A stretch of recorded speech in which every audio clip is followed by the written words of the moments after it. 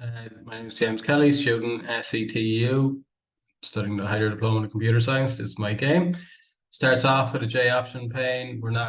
This isn't fully integrated into the game. We're not using games, we're using health. We're gonna put that in anyway, just to show you, and then I put in my name. This is the start screen, the initial screen of the game. There's 3 screens. We can see it moves with the mouse. Click to start, okay. Key handler, up, down, left, right, horizontal movement in all the directions. Edge detection, right, down, left, and top. Collision detection, I'm losing life. You can see actually scores and lives there as well. Okay, so collision detection with the targets. You can also shoot the targets. They're the pink balls. So collision detection with the obstacles, which are those lines. So we can see the score going up there when we hit them. And we also have collision detection with the targets and the hero, the red ball, the bike. Okay, so you can see we're losing lives. The color of the energy bar is changing. Okay, we're dead. Okay, so just to start again, we just click the screen. Click the start. See, the hero starts where they're meant to. The scores reset to 0.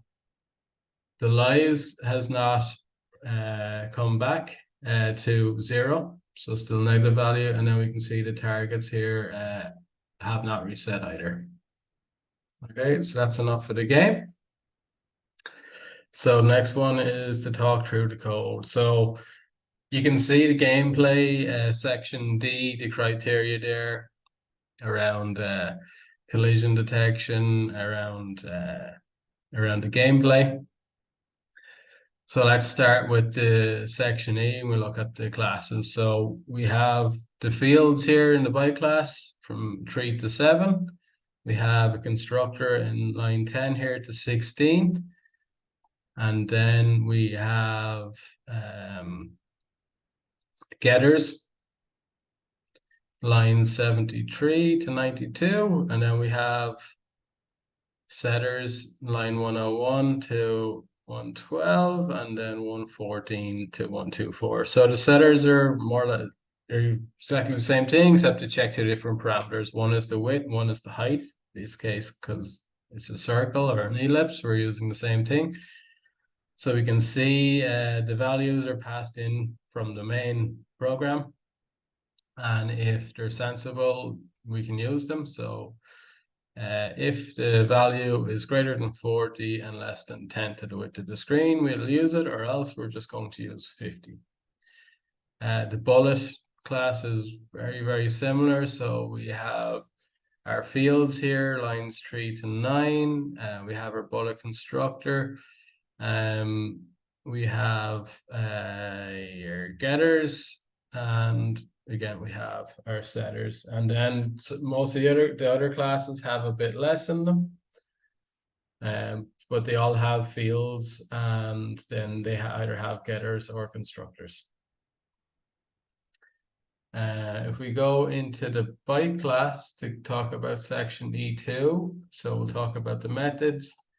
So on line 19, we have the update method, and then in this case, we're updating the movement of the character or the hero, and then we're updating the velocity is 4, and then we're adding that to the existing X or Y position to get the movement.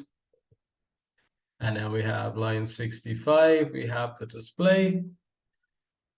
And then on line 94, we have a reset. So we're using this to put you've seen in the game, the character back to the bottom middle of the screen, firing to false, and health back to 100. So we've seen that was working quite well.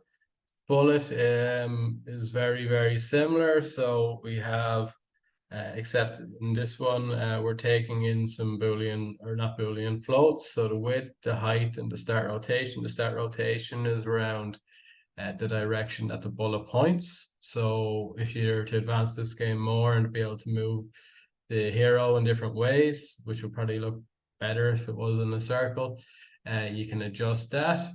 And then we have a Boolean to set the bullet and saying firing is true. And then if it's firing is true, the thing takes off with the Y coordinate that from which you hit fire, and the speed. So, and whatever the speed is. So that's a negative value to make it move up the screen, and then it goes off the screen. Here we call reset. So it sets the firing to 0. And then line 31. So we have update, and then line 44 we have display. So standard stuff. And then the other classes we all have update and display, as you can imagine. And then the target class also takes in 2 values. So it takes in the X coordinates and the Y coordinates that we've got set in the main program.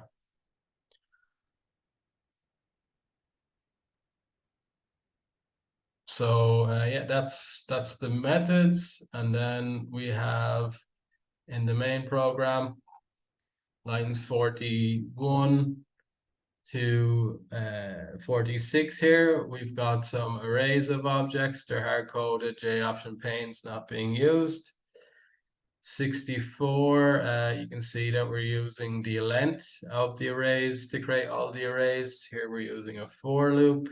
Line 67, that's just an object, no for loops or loops required. Bullet is the same. Line 58, we're using a while loop to create the object, so stars, which is the initial screen. And what else have we got here? So we've got line 63, so we looked at that one. 77, same thing here. We're using a for loop to create the obstacles, which are used for the collision detection. 105, 106, update display, which is, you can see the other ones here as well. Lines 114 to 115 is the same thing, except we've got multiple obstacles. What have we got? We've got 117. You can see that we're calling the X coordinates for each obstacle here, and we're calling the X coordinate of the bike, which is object obstacle. We were calling the X coordinate and Y coordinates of the single object of the bike, which is the hero.